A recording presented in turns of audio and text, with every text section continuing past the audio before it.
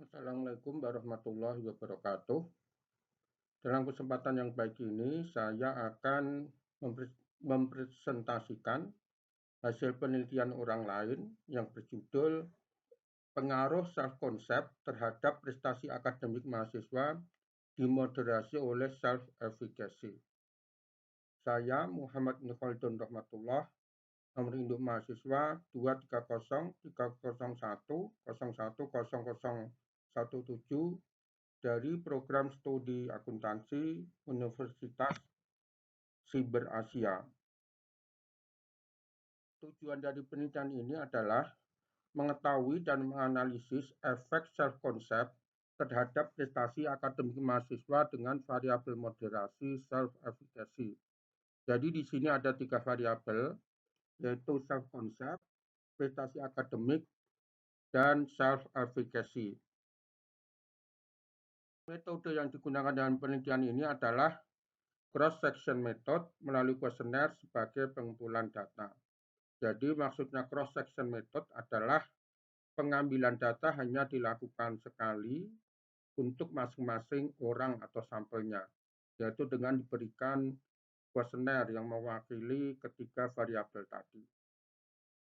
Sampel dalam penelitian ini sebanyak 78 orang, sedangkan analisisnya menggunakan teknik analisis data moderated regression analysis ya. Jadi teknik ini digunakan untuk mencari hubungan asosiasi antar variabel. Definisi dari masing-masing variabel tadi adalah sebagai berikut. Yang pertama adalah prestasi akademik, yang merupakan tingkat yang dicapai oleh siswa berdasarkan pengalaman belajarnya dalam suatu disiplin ilmu. Untuk mahasiswa, ukurannya misalkan adalah indeks prestasi kumulatif atau sering disebut dengan IPK. Jadi jika IPK-nya semakin tinggi, artinya prestasi akademiknya semakin tinggi. Definisi yang kedua yaitu self-concept atau konsep diri, yaitu pandangan mengenai diri sendiri berdasarkan pengalaman dan pencapaian masa lalu, motif dan pencapaian saat ini, serta prediksi tentang masa depan seseorang. Konsep diri bisa bersifat negatif maupun positif. Yang bersifat positif misalkan adalah saya adalah orang yang rajin, saya adalah orang yang pantang menyerah. Sedangkan konsep yang negatif, contohnya misalkan saya adalah orang yang bodoh.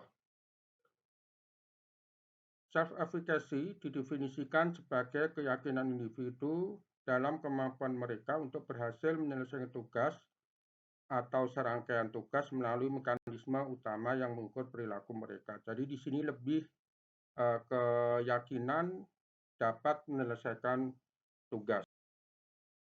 Dari hasil penelitian diperoleh sebagai berikut.